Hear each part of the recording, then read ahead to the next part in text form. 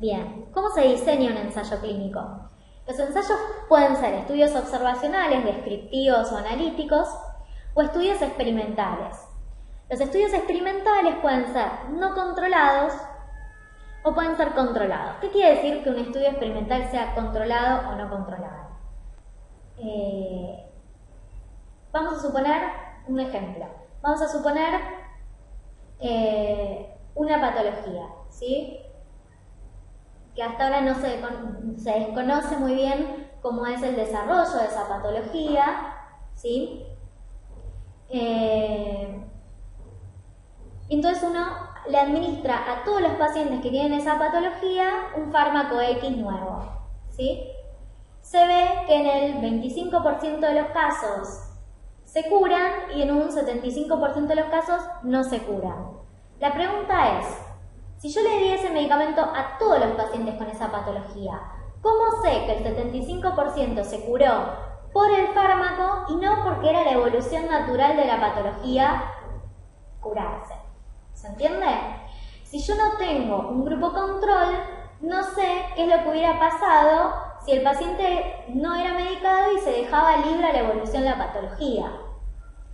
Entonces, los estudios experimentales, lo ideal, lo mejor, lo ideal es que sean controlados. Los estudios controlados pueden ser por grupos paralelos. Un grupo de individuos recibe el producto en investigación y el otro recibe el tratamiento a control, que como dijimos el control puede ser el estándar o puede ser placebo en la minoría de los casos.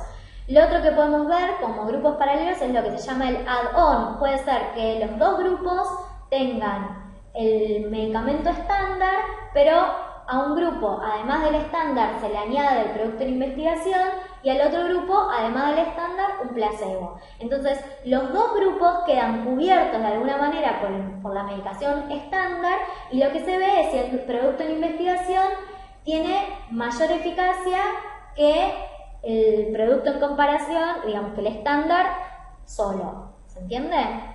Eso se llaman ensayos add-on. Y después tenemos ensayos donde es el mismo individuo como control. Esto es, el individuo recibe un tratamiento, ¿sí? Luego está un periodo de tiempo de washout, ¿sí? O sea, sin tratamiento y se le... Y luego está, vamos a suponer, con el comparador o el tratamiento estándar. Entonces, uno puede ver los resultados del tratamiento estándar en ese paciente y del producto en investigación en ese mismo paciente. Entonces, es el mismo sujeto el que actúa como control. Entonces, cada uno de los individuos recibe ambos tratamientos. El ideal es que la mitad de los sujetos reciba primero el control y luego el nuevo, y la otra mitad los recibe en el orden inverso, ¿sí? Esos diseños se experimentan, se llaman cruzados, o sea, hay dos ramas. Una rama primero recibe el nuevo, mientras que la otra recibe el comparador, y después se cruzan, ¿sí? Esto permite, o tiene la ventaja de evaluar si también, en parte, el orden en el que se administran los tratamientos tuvo alguna influencia en los resultados. Otra cosa importante de cómo se desarrollan estos ensayos clínicos es el enmascaramiento. Nosotros decíamos que una de las bases, digamos, de los ensayos clínicos es que los resultados sean confiables, o sea, que el ensayo tenga validez externa. ¿Qué quiere decir que tenga validez externa? Puede ser que a mí el ensayo me haya dado que hay diferencia significativa entre el producto en investigación y el estándar, ¿sí?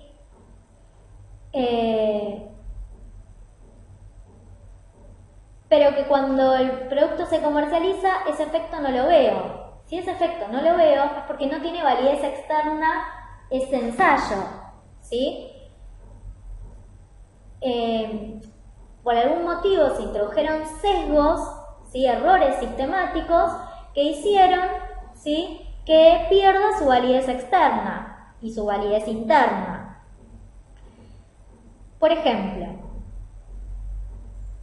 si el paciente sabe que está recibiendo el placebo en vez del fármaco en investigación, puede pensar o puede pasar, ahora después lo vamos a ver, que tenga una percepción distinta de si está recibiendo el nuevo fármaco. Y eso es un sesgo, ¿sí? O sea, puede ser que ese paciente que sabe que está recibiendo el placebo, por ejemplo en un estudio de dolor, sienta más dolor, que el dolor es un componente sumamente subjetivo, que si supiera que está recibiendo el producto en investigación. Y tal vez ese dolor no es algo real. ¿Se entiende lo que quiero decir?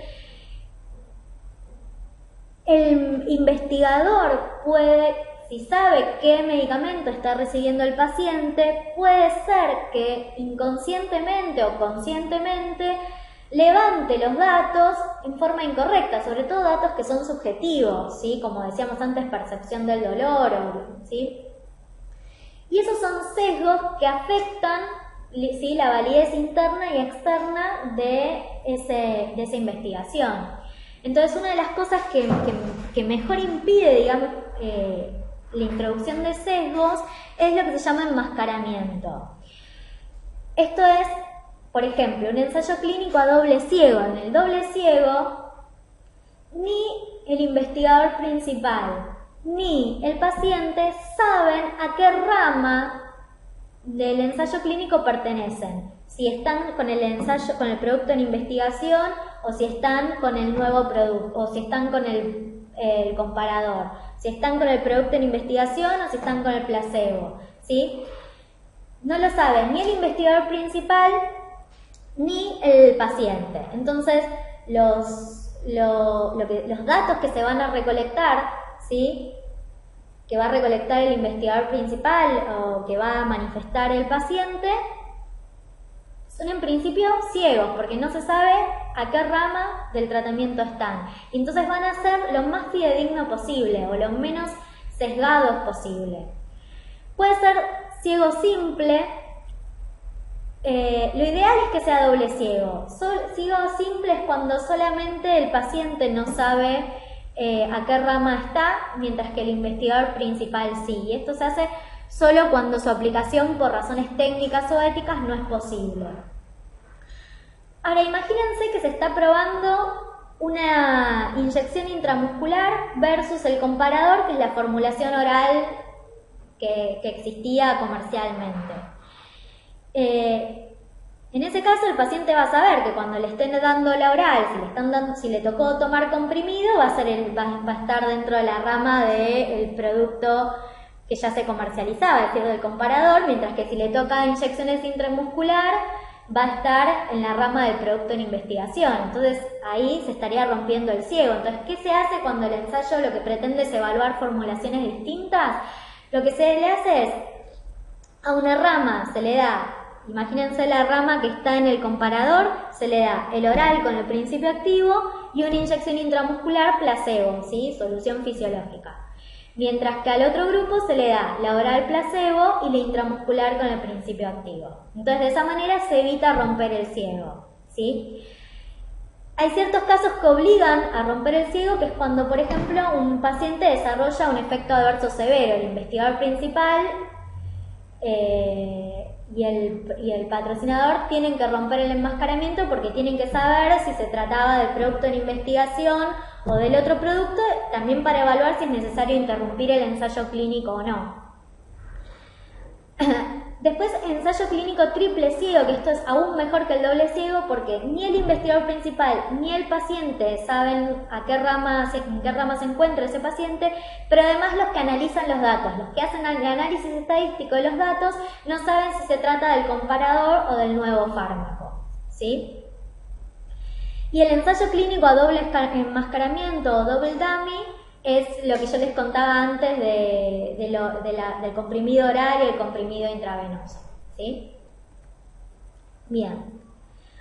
Otra cosa que es ideal, entonces ya dijimos que es ideal que los ensayos sean experimentales y controlados, y que es ideal que sea doble o triple ciego. Otra cosa que es ideal es que sea aleatorizado o randomizado. ¿Qué quiere decir que sea aleatorizado o randomizado? Que la manera en que el paciente, digamos que el paciente puede entrar a una rama o a otra rama del ensayo clínico en forma aleatoria, ¿sí? Y esto también me permite evitar sesgos. ¿Por qué? Porque imagínense que el investigador principal quiere que el nuevo producto en investigación sea el más beneficioso. Y entonces puede incorporar o puede reclutar pacientes que estén menos graves, imagínense. Por ponerles un ejemplo, que esto se llama sesgo de selección. Entonces, para evitar que haya sesgo, por ejemplo, de selección, lo ideal es que los pacientes, tanto los graves como los más graves, los menos graves, se distribuyan de manera homogénea y aleatorizada. ¿Sí?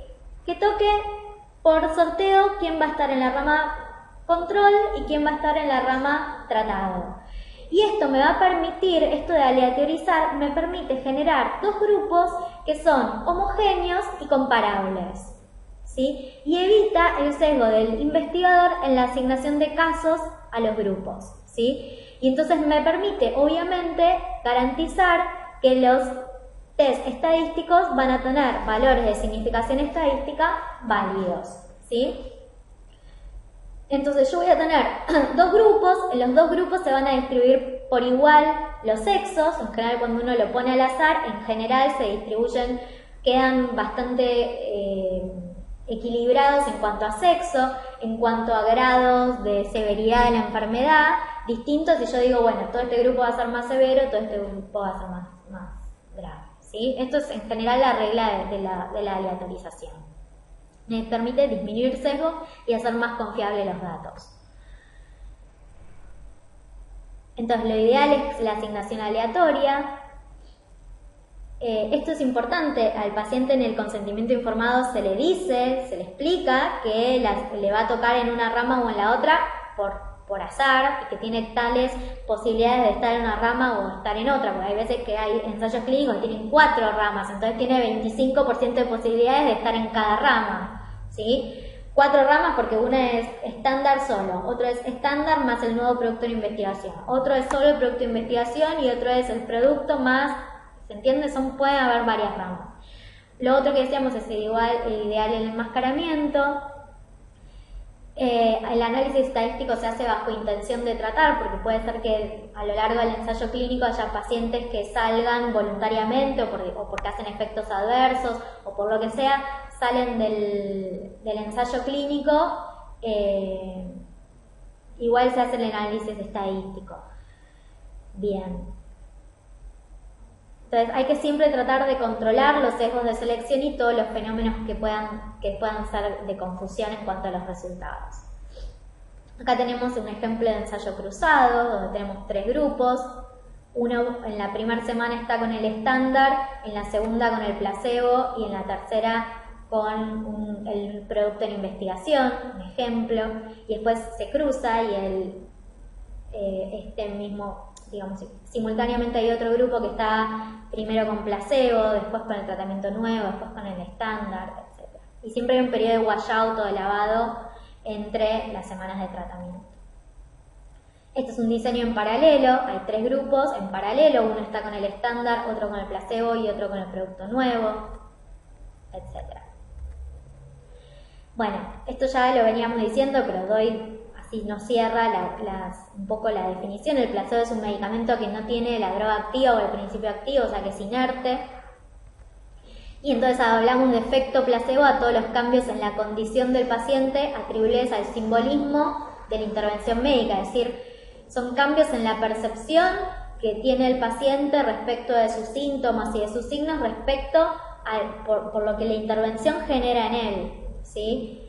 Puede pasar que el paciente entre al ensayo clínico convencido de que lo que el nuevo fármaco no le va a hacer efecto, y también eso es parte de un efecto placebo, aunque esté con el tratamiento y no con el placebo, ¿sí?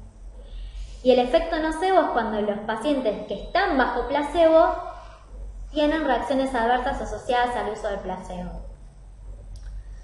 Bueno, decíamos que los ensayos clínicos, ya dijimos cuál es la mejor forma de hacer un ensayo clínico, tienen distintas fases, ¿sí? La primera fase, la fase 1, salvo excepciones, son con voluntarios sanos, ¿sí? Es decir, que el primer encuentro del fármaco con el humano es con voluntarios sanos, en general 20 a 50 voluntarios. O sea que no se prueba el fármaco en el paciente, sino en un voluntario sano. El objetivo es la primera administración al humano tanto de una dosis única como de dosis repetidas.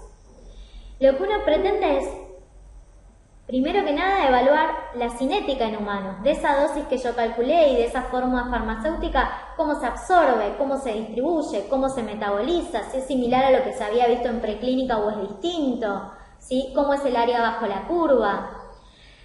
Hacer una primera detección de los efectos adversos que aparecen en este grupo de pacientes sanos, que pueden ser distintas a las que nos van a ir apareciendo en otras fases, primero porque son menos pacientes, entonces si son los efectos adversos que tengan baja incidencia, puede ser que no los veamos en esta fase.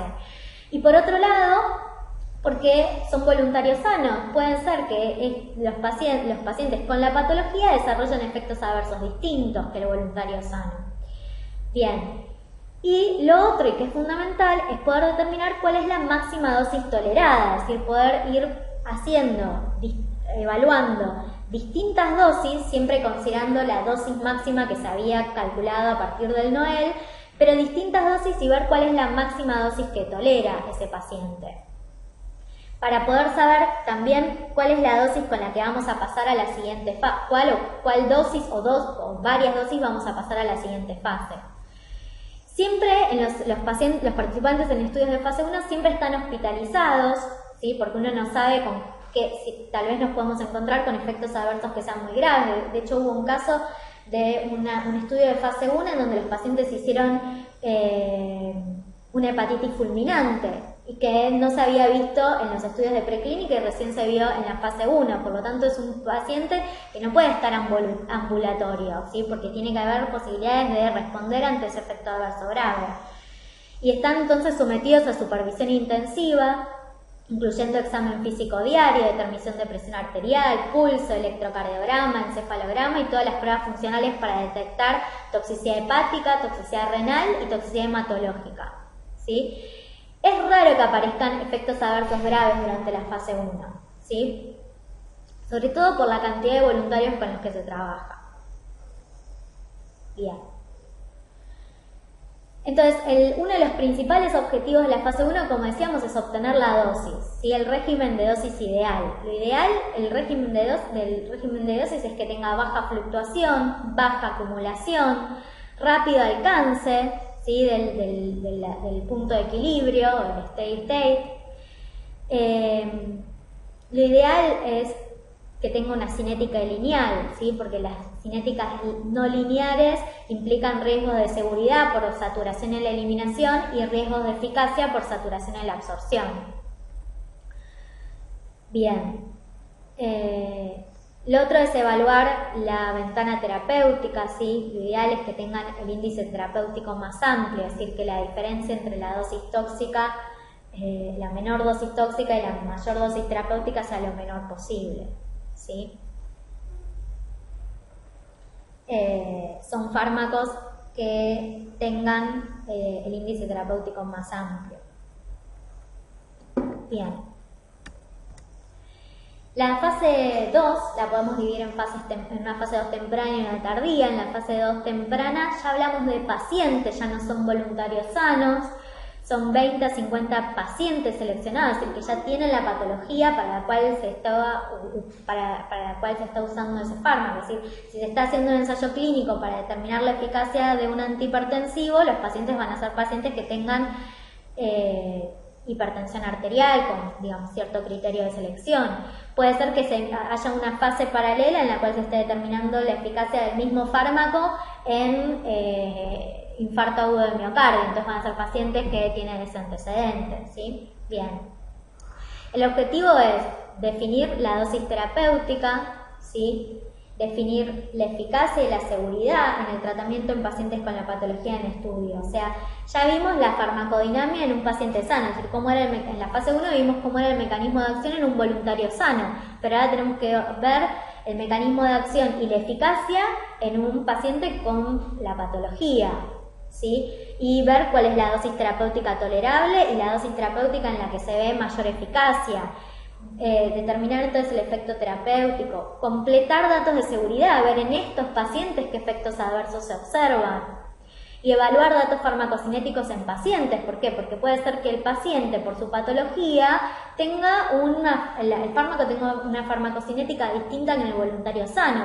No sé, si es un paciente que tiene una enfermedad con compromiso renal, ¿sí? Puede ser que la eliminación del fármaco esté disminuida versus el voluntario sano y que haya que ajustar la dosis en estos pacientes, ¿sí? La fase 2 tardía ya se aumenta el número de pacientes, se hace con 200 a 500 pacientes. También el objetivo es establecer la eficacia terapéutica, detectar reacciones adversas.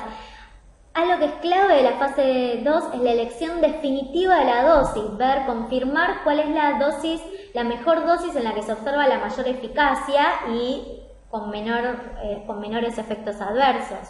Completar estudios farmacocinéticos y clave entonces en esta etapa, eficacia y seguridad. También es fundamental en esta fase, como decíamos, confirmar, determinar la dosis que vamos a usar en el futuro. Que si bien lo empezamos a hacer en la fase 1, que era con voluntarios sanos, ahora lo estamos haciendo con pacientes, en donde vemos cuál es la dosis que es eficaz y con baja incidencia de efectos adversos. En general se tratan de usar diseños sencillos, randomizados, paralelos, con 2 ramas. La duración promedio de los estudios de fase 2 es de 2 años, ¿sí? 2 a 3 años. Requieren, como decíamos, el uso de una población lo más homogénea posible y son altamente controlados en criterio de inclusión y de exclusión para tratar de eliminar todas las variables confusoras. Esto es importante porque, digamos, una de las cosas que uno hace en los ensayos clínicos es que determina criterios de inclusión y de exclusión muy importantes para evitar confusiones, porque variables confusoras, porque puede ser que el efecto, no sé, que yo estoy viendo en ese fármaco no se debe al efecto del fármaco, sino de la patología concomitante. Entonces, lo que uno trata es de eliminar variables confusoras. Lo que tiene de alguna manera de negativo que los criterios de inclusión y de exclusión sean tan estrictos, es que la población en la que se ensayó el fármaco no es la misma que la población que va a estar expuesta realmente al fármaco cuando el fármaco se comercialice. Digo, no es lo mismo usar un antihipertensivo en un paciente que tiene hipertensión arterial, pero que no tiene diabetes, que no tiene el antecedente de infarto o de miocardio, que no tiene el antecedente de ser un dislipémico, que en un paciente real, que en general tiene dislipemia, hipertensión, el antecedente de un infarto y va a usar ese antihipertensivo. ¿Se entiende lo que quiero decir?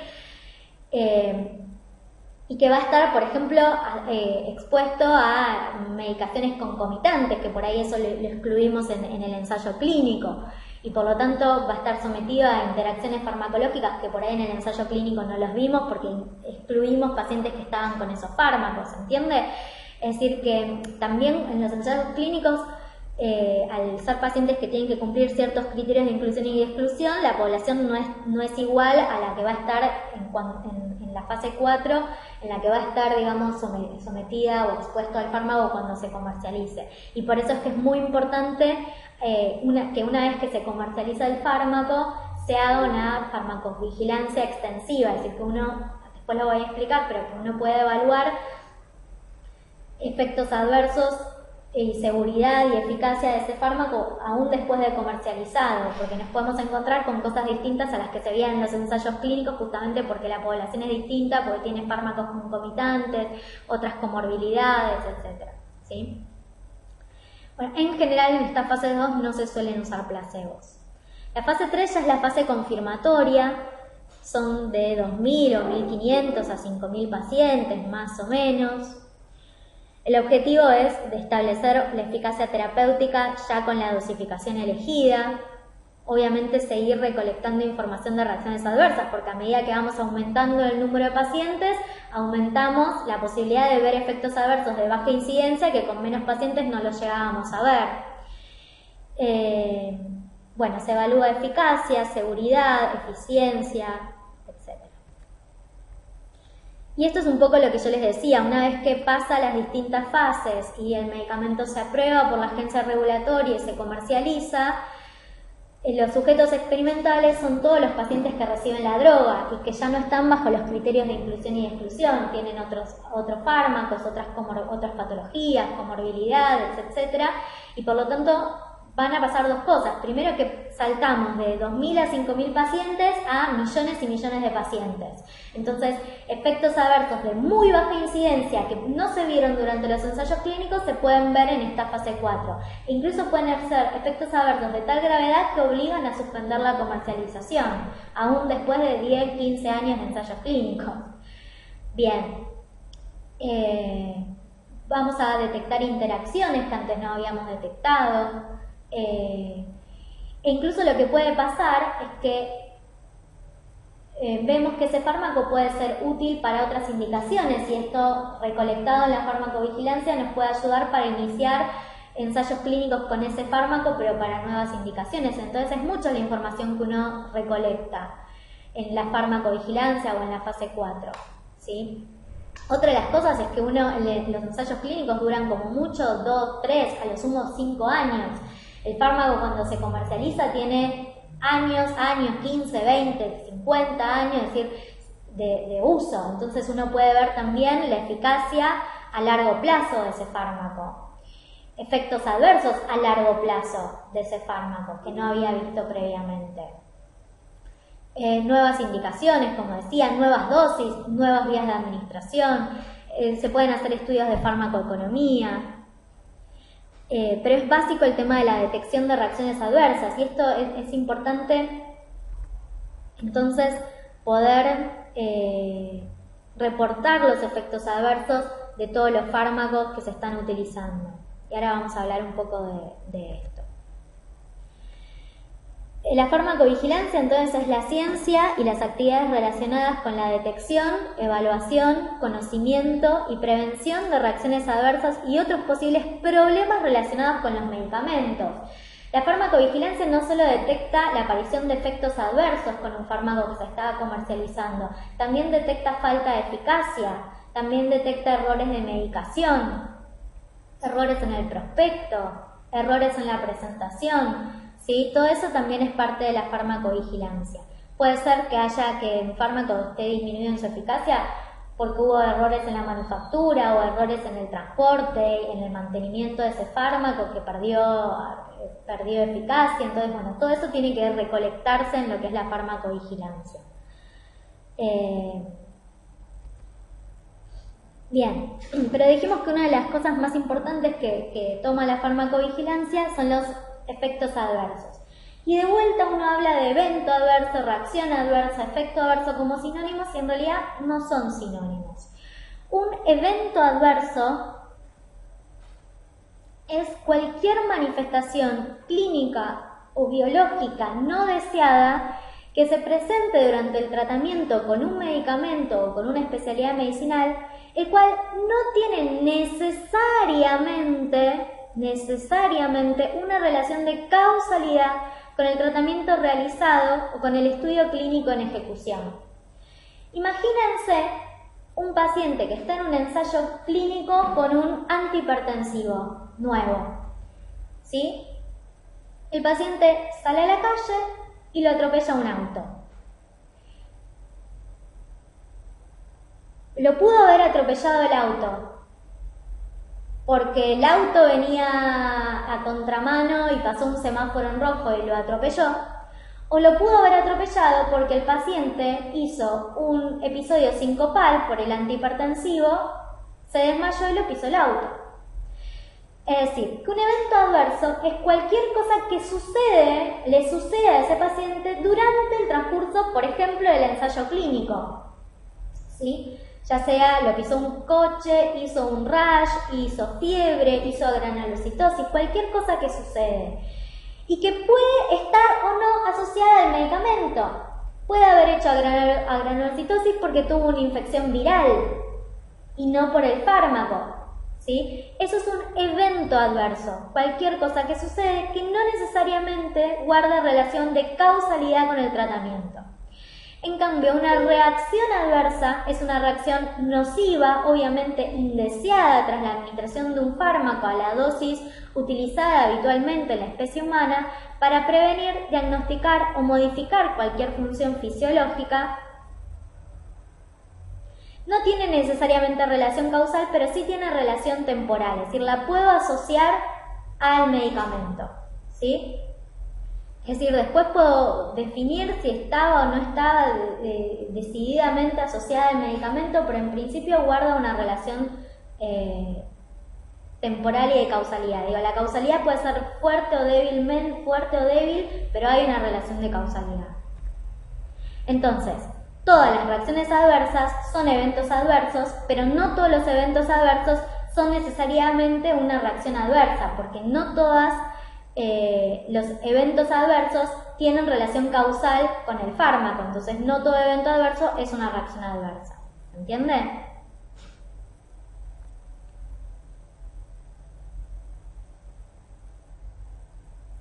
La diferencia entre reacción adversa y efecto adverso es el mismo fenómeno, efecto adverso desde el punto de vista del fármaco y reacción adversa desde el punto de vista del fármaco, ¿sí? Efecto secundario es un efecto no intencionado a dosis normales y relacionadas con la acción farmacológica. Efecto colateral es acción farmacológica diferente de la terapéutica y o igual acción farmacológica en tejidos diferentes del deseado. Y efecto tóxico ocurren con dosis supraterapéuticas, dando lugar a una exageración del efecto terapéutico deseado. Bien, fíjense algunas cosas de los efectos adversos, de las reacciones adversas medicamentosas. Representan el 2,5% de las consultas médicas y el 5% de los ingresos hospitalarios.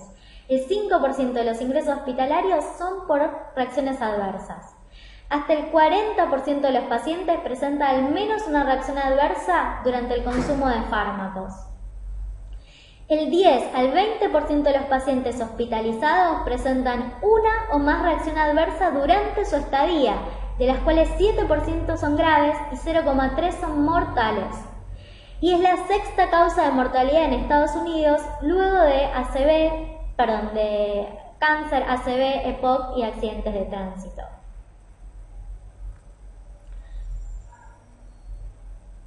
Cada RAM incrementa la estancia hospitalaria en 2,2 días en promedio.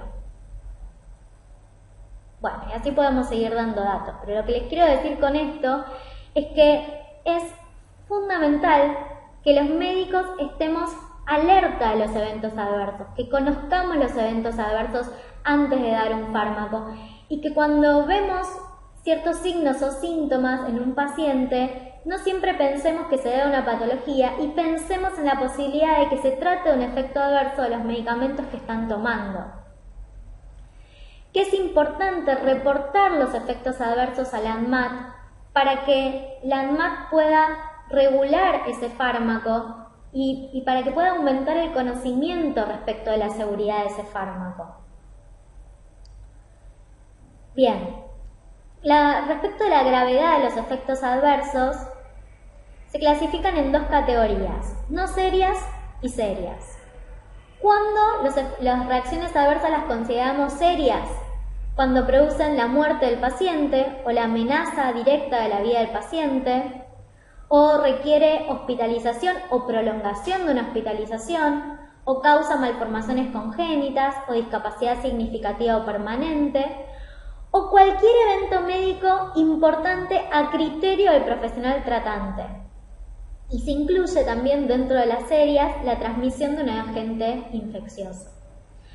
Cuando en un ensayo clínico ocurren eventos adversos serios, el investigador principal en cuanto se entera, lo tiene que reportar al comité de ética y se debe reportar al sponsor y el sponsor lo debe reportar obligatoriamente a la ANMAT dentro de un periodo de tiempo que está dispuesto por la disposición 66-67, pero es un periodo de tiempo corto.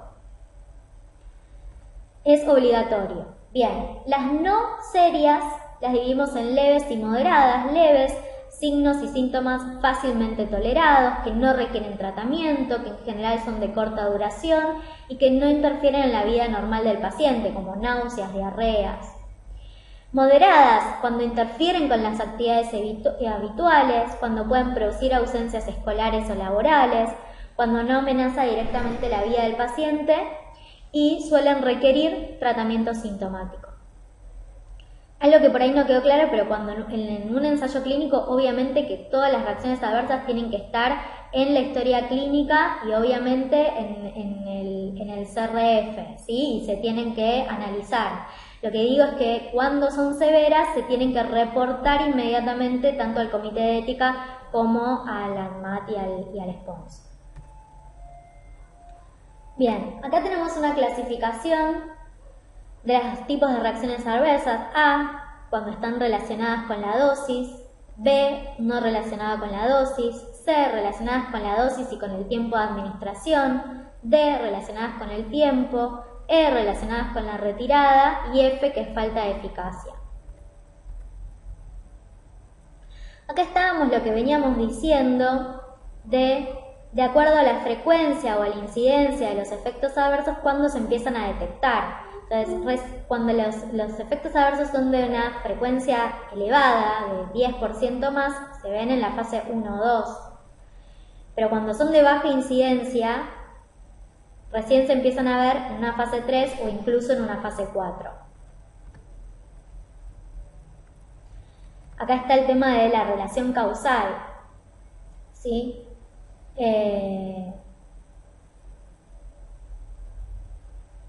Nosotros dijimos que las reacciones adversas, para hablar de reacciones adversas, tenían que poder tener relación causal con el fármaco que estábamos administrando. Entonces hay que poder determinar la relación causal. Si potencialmente puede tener relación de causalidad, hay que determinarla. Y en este sentido podemos hablar de reacciones adversas definida, probable, posible, condicional, dudosa o inclasificable. Es decir, cuando sobreviene una reacción adversa, tenemos que determinar si esa reacción adversa es debida al fármaco o no. Nunca lo podemos garantizar con el 100% de severidad, pero sí podemos decir, bueno, es probable, es posible, es definida. Y en base a eso, ¿qué tenemos? Criterios, ¿sí? 5 condiciones. Puede ser que la reacción adversa, la sintomatología, haya sido ya reportada como reacción adversa asociada al fármaco en consideración. Por ejemplo, que un paciente con penicilina desarrolle un edema angineurótico, ¿sí? O desarrolle un cuadro de hipersensibilidad. Está súper descrito en todos los ensayos clínicos, en el protocolo del fármaco, en el prospecto del fármaco, que las penicilinas pueden producir hipersensibilidad.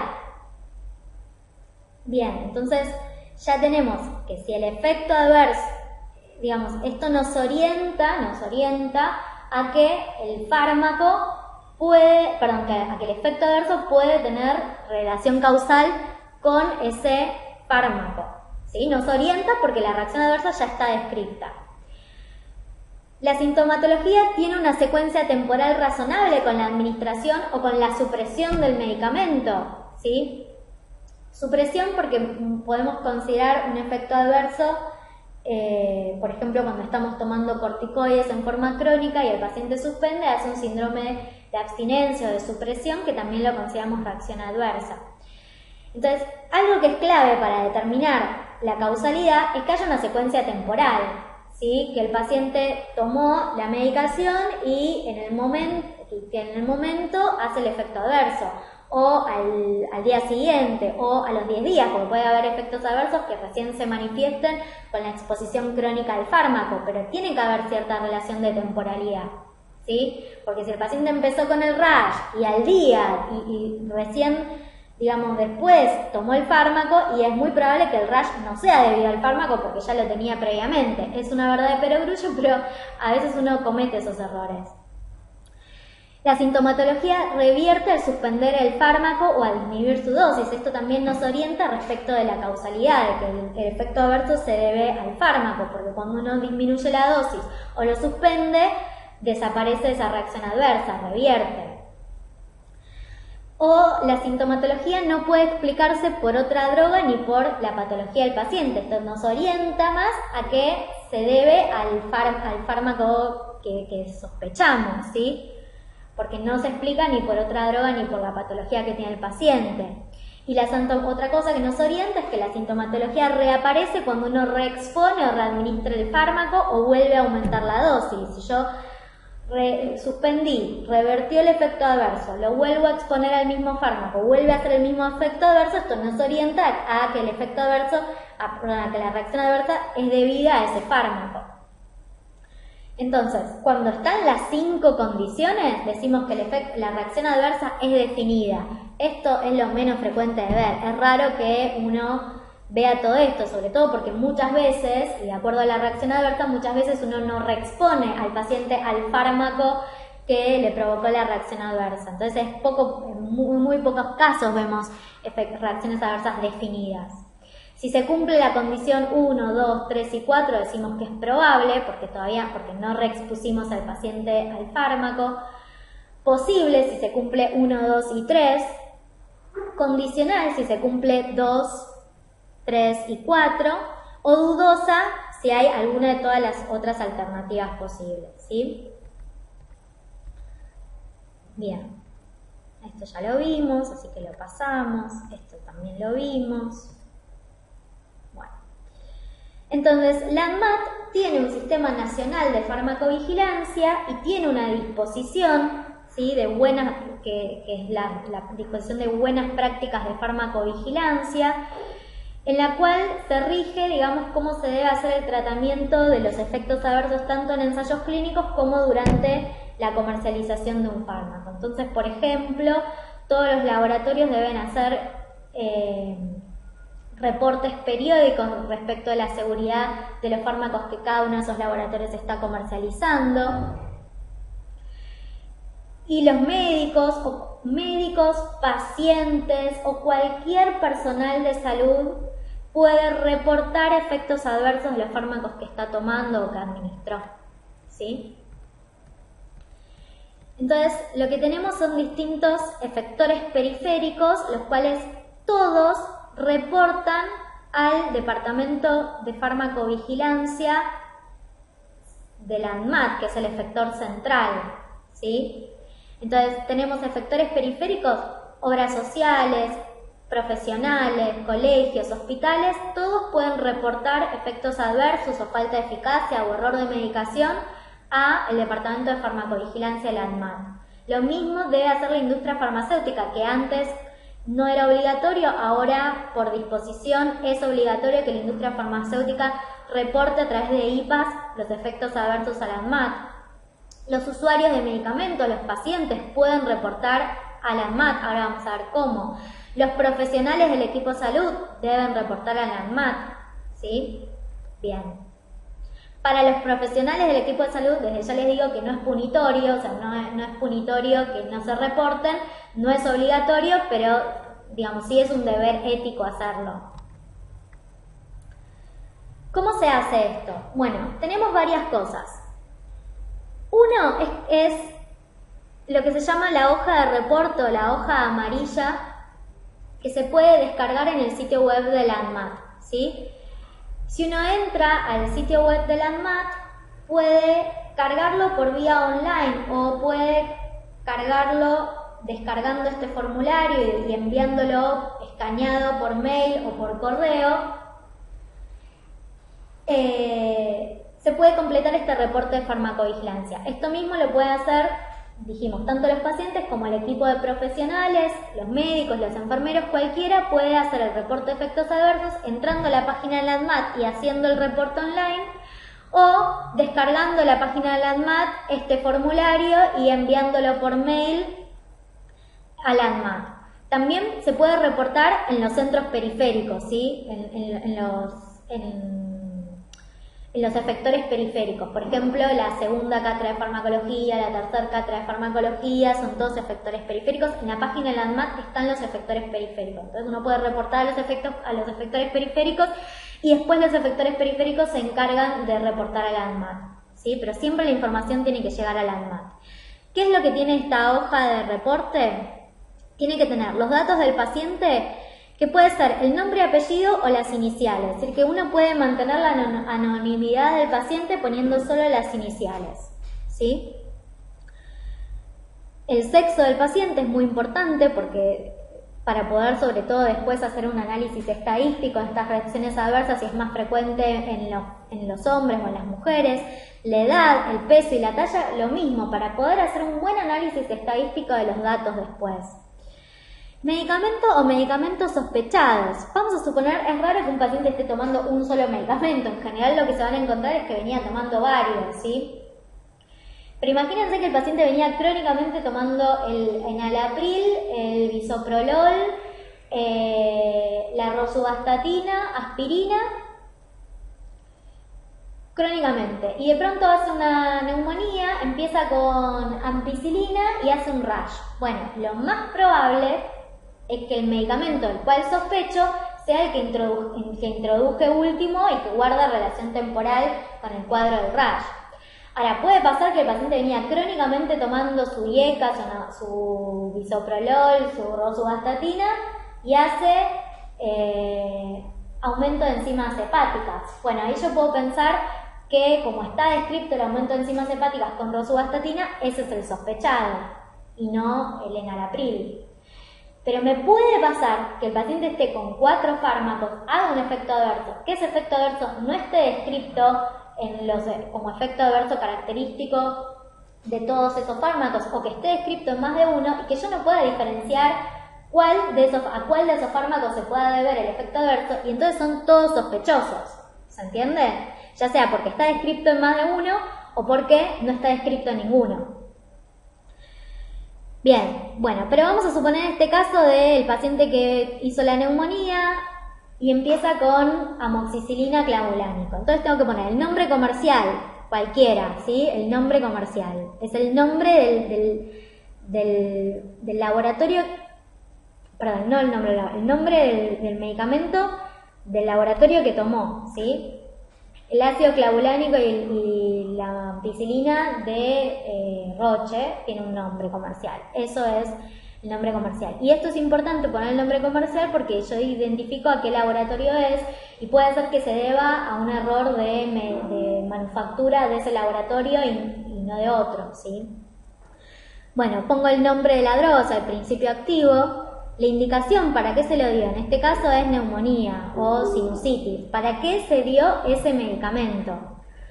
¿Cuándo empezó el tratamiento? Esto es importante para poder establecer una relación de causalidad, porque si el efecto adverso empezó el 5 de abril, pero la fecha de inicio del medicamento es el 8 de abril, y bueno, obviamente esto es un error, hay algo que está mal. Dosis administrada, ¿qué dosis administré? ¿Cuál fue la vía? ¿Y cuándo finalizó el tratamiento? Si lo finalizó, puede ser que lo haya finalizado por el efecto adverso, entonces corté el tratamiento. Puede ser que haya completado el tratamiento y mucho tiempo después aparece el efecto adverso, entonces para esto es importante. Poner el número de lote, porque puede ser que haya lotes que produzcan ese efecto adverso porque ese lote, digamos, lo produce ese lote y no otros, entonces es importante poder identificar el lote y la fecha de vencimiento de ese lote. Bien, describir el efecto adverso. ¿Cuándo empezó el efecto adverso? ¿Cómo fue el desenlace? El desenlace es, ¿requirió hospitalización? ¿Requirió tratamiento? Ese rash, ¿requirió que se le dé corticoide? ¿Requirió que se le dé una loratadina? ¿Cómo se resolvió? ¿Resolvió solo? ¿No requirió tratamiento? Entonces requirió. ¿Dejó secuelas? ¿Produjo riesgo de vida, de malformación, invalidez, disfunción? Porque entonces puedo ver si es una reacción adversa severa, moderada o leve. Si requirió internación, si produjo la muerte del paciente y cuándo. La fecha es la fecha de muerte, ¿sí? Bien. Y medicación concomitante es todo el resto de la medicación de la cual yo no sospecho que estaba concomitantemente el paciente. ¿Por qué? Esto es útil porque me permite detectar interacciones farmacológicas. Tal vez esa reacción adversa se debe a una interacción farmacológica. Por ejemplo, el paciente estaba con estatinas y agregó un fibrato y de pronto hizo una rhabdomiólisis. Bueno, hizo la rhabdomiólisis probablemente con la estatina sola no lo hacía, pero cuando asoció la estatina con el fibrato hizo ese efecto adverso. Bueno, con la droga, el principio activo, la fecha de inicio del tratamiento, la dosis administrada, la vía de administración y fecha de finalización si la hay. Si no la hay, se hace una cruz. Es importante no dejar espacios en blanco, aunque sea hacer una rayita o algo, porque el espacio en blanco el que analiza después los datos, el que recolecta los datos no sabe si es que se olvidó de ponerlo, si es que no hubo fecha de finalización, o sea, en cambio si uno tacha, pone una raya, queda claro de que no es que se olvidó de ponerlo, sino que no hubo fecha de finalización. Esto es importante, parecen estupideces, pero hace después a cómo se levantan los datos y a la forma de analizar los datos, a la calidad de los datos. Bueno, poner si hubo reexposición y si la reexposición al medicamento sospechado reprodujo el efecto adverso. Después estos datos se analizan, por ejemplo, con un score de causalidad, como puede ser el score de Naranjo, que básicamente toma las condiciones estas que nosotros habíamos leído y nos permite determinar causalidad, si es definida, si es probable, si es dudosa. Bien, cosas del paciente, si tiene disfunción hepática, si tiene drogadicción, alcoholismo, alergia. ¿Por qué? Bueno, porque esto nos habla mucho. Es alcohólico y puede ser que se deba, puede haber falta de eficacia porque en realidad está aumentado el metabolismo de ese fármaco, entonces la falta de eficacia se debe a eso. Puede ser que haya disfunción hepática, entonces el metabolismo está alterado, la vida media está aumentada y la reacción adversa se debe a eso. Hay mucha información que nos dan todos estos datos. Bueno, el notificador tiene que poner nombre y apellido, poner si es médico o no, poner un dato de contacto. Es muy importante que el que notifica el efecto adverso ponga un dato de contacto. No porque se lo va a perseguir ni nada del estilo, al médico no se lo persigue, porque una de las cosas que tiende a pensar el médico es que el efecto adverso es una responsabilidad de él y por ahí se le puede, no sé, se le puede hacer un juicio o algo. No, para nada. Cuando el médico reporta, en ningún momento después se lo va a ir a buscar al médico con fines, digamos, con ningún otro fin que no sea el de obtener más datos, ¿sí? Entonces, es importante que quien notifica deje sus datos, porque si después hay algo en esa planilla que no se entiende o si se quiere tener más datos respecto de ese paciente, se pueda contactar, ¿sí? Que la ANMAT pueda contactarse con el médico y el médico le pueda pasar más información respecto de ese efecto adverso o de ese paciente, o que la ANMAT esté en contacto con el mismo paciente que sufrió el efecto adverso, solamente con el objeto de recabar más datos para poder determinar mejor la causalidad del efecto de la reacción adversa y conocer más de la seguridad de ese fármaco. Bien.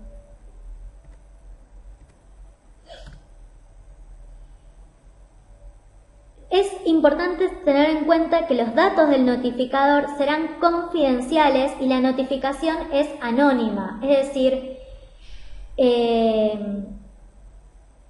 de vuelta, cuando se analizan los datos, se analizan poniendo un código único, un código de identificación del paciente, y si se publican los datos, se publican siempre respetando la confidencialidad de ese paciente. Nunca se va a saber el nombre y el apellido de ese paciente, ¿sí? Con lo cual, algo que aclaro es que el paciente puede no poner los datos, pero algún dato de contacto, aunque sea de su médico, tiene que haber, ¿sí?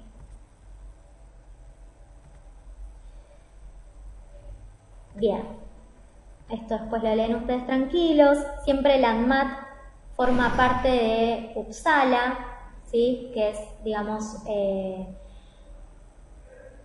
el centro principal donde están centralizados la recolección de los reportes de farmacovigilancia de todos estos países, ¿sí? Uppsala. Bien. ¿Cuáles son las acciones que genera este sistema nacional de farmacovigilancia? Reportar a Uppsala, que se conozca más respecto de la seguridad de los medicamentos. Puede incluso, a partir de datos generados en el sistema de farmacovigilancia, retirar del mercado una especialidad medicinal, producir modificaciones en el prospecto, modificaciones en la dosis, modificaciones en las indicaciones, cambiar las condiciones de venta, cambiar una formulación, ¿sí? Bien. Otra cosa que es importante son los planes de farmacovigilancia intensiva. Hay ciertos fármacos, como la talidomida en la Argentina y el ácido retinoico y la clozapina, que como están tan marcadas, digamos, como son tan conocidos los efectos adversos y de tal gravedad, que se hace un plan de farmacovigilancia intensiva. Por ejemplo, la clozapina es un antipsicótico que produce con un alto grado de incidencia agranulocitosis. Entonces, los pacientes que van a ser tratados con clozapina entran en un plan de farmacovigilancia intensiva. ¿Qué quiere decir esto? Firman un consentimiento informado y se los somete a hemogramas semanales durante las primeras 18 semanas y después hemogramas bisemanales o mensuales las siguientes 18 semanas. Entonces se monitorea estrictamente la aparición de este efecto adverso, que es la granulocitosis o la leucocitosis, ¿sí? Y se trata, si el paciente tiene algún episodio o algún efecto adverso, es el laboratorio el que se hace cargo del tratamiento de ese efecto adverso, ¿sí? De la granulocitosis. Entonces entra en un plan de vigilancia intensiva. Lo mismo pasa con la talidomida, ¿sí? Bien. Y hoy en día, además, al momento de que los distintos laboratorios presenten a las agencias regulatorias la solicitud de aprobación del fármaco, también suelen presentar un plan de minimización de riesgo en los cuales dejan establecido cuál va a ser el plan que el laboratorio va a tener para monitorizar los potenciales efectos adversos o eficacia de ese fármaco, ¿sí? ¿Cuáles son las acciones a tomar? Bueno, listo. Con esto finalizamos la clase. Muchas gracias por su atención.